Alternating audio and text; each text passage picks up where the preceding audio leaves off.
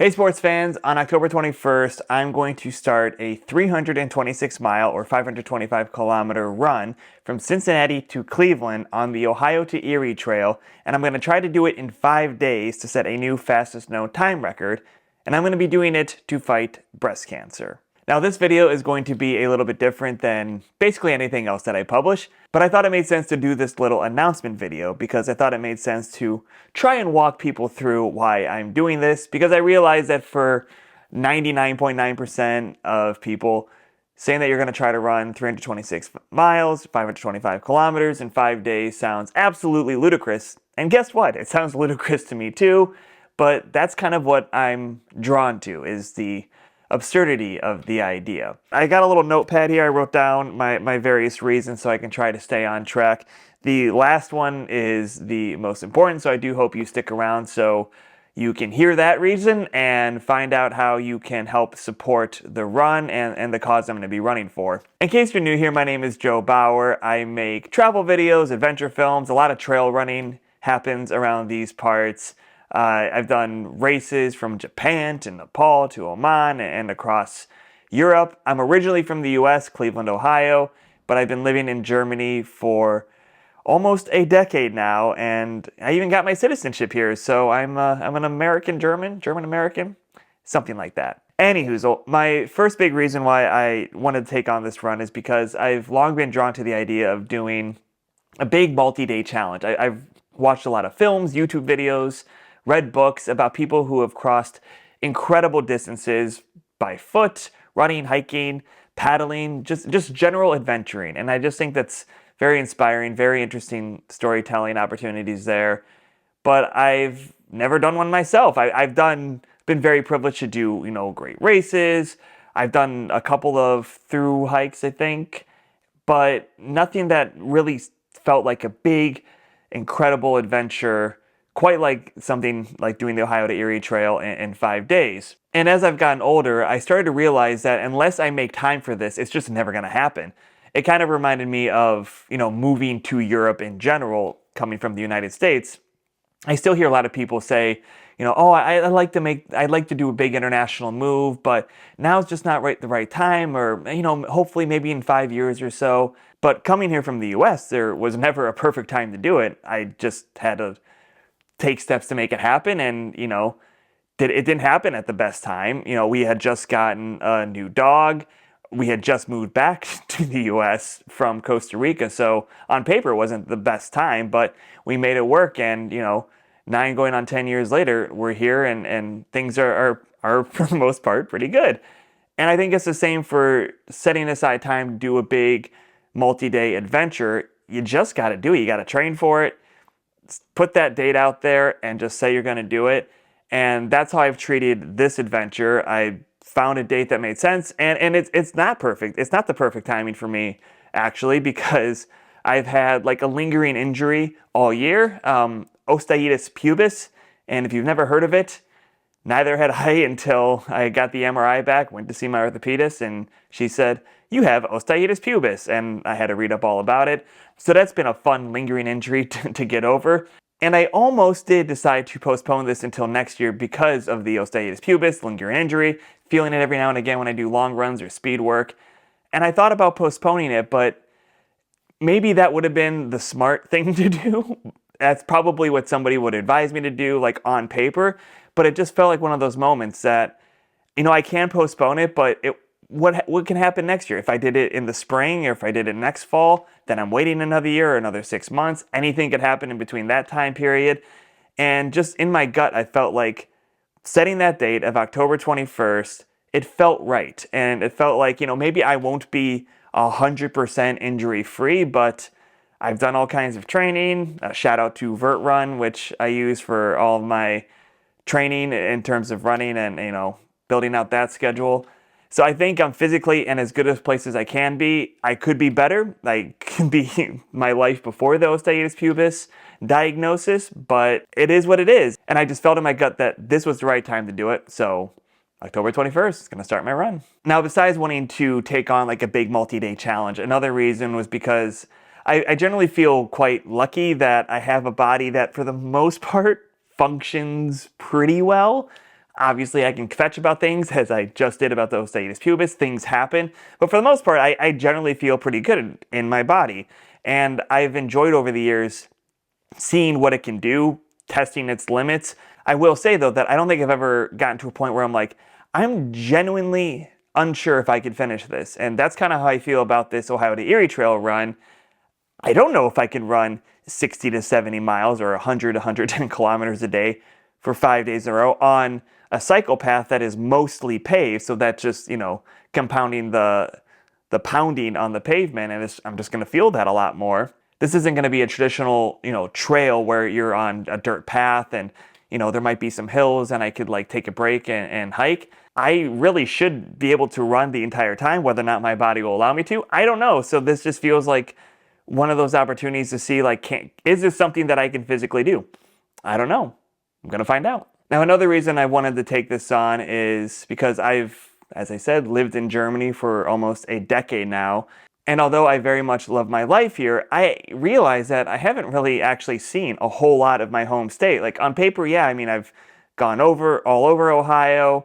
I went to college in Southwest Ohio. I'm used to live in downtown Cleveland and the Ohio City neighborhood. So I feel like I know the cities pretty well, but I haven't done any kind of adventuring around the state. And I feel like this Ohio to Erie Trail isn't that well known within the state of Ohio, let alone outside of Ohio. So it's kind of a selfish reason for me to see my home state a little bit more closely. My father-in-law happens to be involved with the official Ohio to Erie Trail board, and I know he cycled it a couple times. So I've heard nothing but great things. There's YouTube videos about it, and it just looks like a phenomenal trail.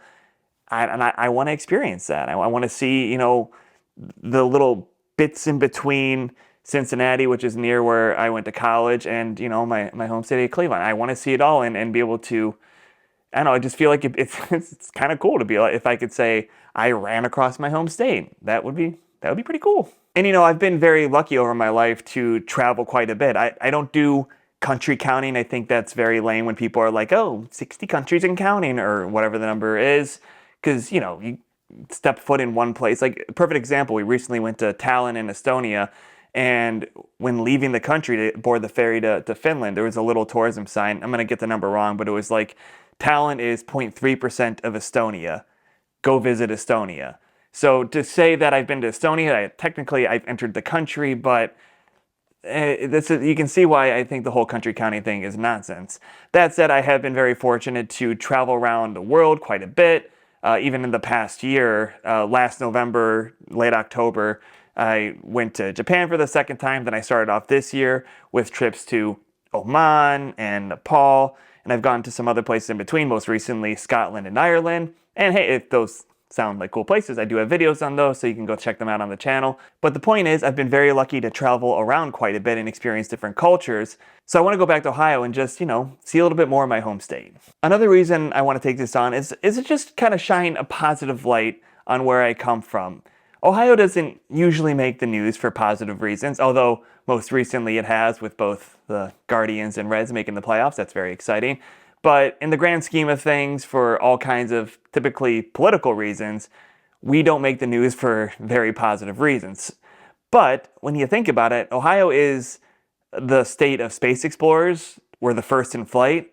No offense, North Carolina, but just because you put on your license plate doesn't make it true. We are the first in flight, home of space explorers. Jesse Owens is from Cleveland. I'm in Berlin now, and I've been to the Olympic Stadium where Jesse Owens showed up and embarrassed a bunch of Nazis. And lest I forget, Cleveland is the city of Superman. So, we got space explorers, first in flight, Jesse Owens, Superman. The list can go on, so there's still a lot to be proud of, and I hope to shine a little bit of a spotlight on that. Now, last but not least, the big reason that I want to do this is to fundraise for Stand Up to Cancer in honor of my mother. I've said before how if I were to ever take on a big multi-day challenge like this, I'd want to do it for a good cause. I want to try to be useful in a world that just seems increasingly dark. And I saw this as an opportunity to raise funds for Stand Up to Cancer in honor of my mother, who passed away, it'll be 6 years ago, from breast cancer. And when my mom passed away, that was the charity that my father, who's also a cancer survivor, started supporting. So the family's just kind of continually supported that over the years. And the story I shared in my Instagram announcement about the run that I'll share here now is that a long time ago when I was, I think in high school, I was visiting my brother in college, and I got just terrible food poisoning, and my dad actually got it too. I was taken to the hospital in Columbus from our hotel room, and at one point my dad was, I think I had the worst of it. I was the sickest, but my dad was in a bed, next to me, and I'm in and out. They're giving me fluids, and I kind of snapped too at one point because I heard somebody yell, "He's got a gun." There had been some troubled individual, I don't know how to describe it, who come in. There was some arguing. Then suddenly I heard, "He's got a gun." And I remember seeing my mom walk out in front of me like this, almost like a starfish trying to protect me. And then, the lights went to black. I kind of just faded away. Next day, we go back home to, just outside of Cleveland where I grew up. And I kind of forgot about it at first, but I remember my mom made me scrambled eggs and toast with jam. This for Brenner, and this was, I don't know, my memory that the way she made it was like the best food ever. And every now and again, she would treat me to Brenner, and I loved having this. So of course, because I was on the mend from food poisoning or whatever it was, she made this for me. And I remember being downstairs, and it just kind of like suddenly came to me, this memory, the guy being upset, and somebody saying he's got a gun, and my mom standing in front of my bed. And she had said at the time that, "Oh, I wish you didn't remember that," probably because, I was still a kid or a teenager. It's not a great memory to have. But I'm actually glad that it's something that I remember now pretty vividly, that her first thought was to stand in front of me and protect me. And one of our last conversations, she said that it was her job to protect me, not the other way around. And that's how I remember her. She was always there for me, never complained about everything, did what is like the typical thing that you are quote unquote supposed to do in the US, got married, had kids, had a lot, what I consider as somebody who moved away from the US partly because I didn't want to be stuck in a car, and I even sold my car when I lived in Cleveland, had a very long commute. Which seems to me, I'm not even going to say because somebody's going to write in the comments, "That's not a long commute." It seems like a long commute to me. Had a very long commute back and forth every day, 5 days a week, no remote work at the time. And I never heard her complain about it once. And, sometimes she'd make dinner, we'd go out to eat after. And she was just always there, always supportive, never gave me a hard time about anything I was doing, even though I took a very non-traditional path in life. And so, yeah, she protected me, was always there for me. And so with this run and this fundraiser in her honor for Stand Up to Cancer, to me, it just feels like it's my opportunity to be there for her in spirit. So there you have it, sports fans. That's why on October 21st, I'm going to attempt the fastest known time of the Ohio to Erie Trail, running 326 miles or 525 kilometers in 5 days. If you want to follow along on social media, you can do so at Bauer Joe on Instagram. We'll be posting in the lead up to the run, during the run, and after the run, whether I finish with the record or something else happens, I don't know. Tune in to find out. And if you want to donate in honor of my mom to Stand Up to Cancer, you can do so. I'll put the address on the screen and in the description, but it's fundraise.standuptocancer.org/Ohio to Erie, and you can get the page and make a donation if you'd like. Or if you want to make a donation, but you also, you're a runner and you want to get some nutrition back, I'm very pleased to say that Tailwind is supporting the run. They're a nutrition sponsor for this run. The link is a little bit more complicated, so I'll put that one in the description, but it's an affiliate link, so I get a little cut of that. And anything I earn from your purchase with Tailwind, I'll donate right back into the fundraiser for Stand Up to Cancer. All right, well, there you have it. If you have any questions about the run, you can leave a comment below and I'll answer them. Otherwise, wish me luck. I've got a little bit more training to do and then 326 miles to run. Maybe this will finally convince me to get some new hobbies.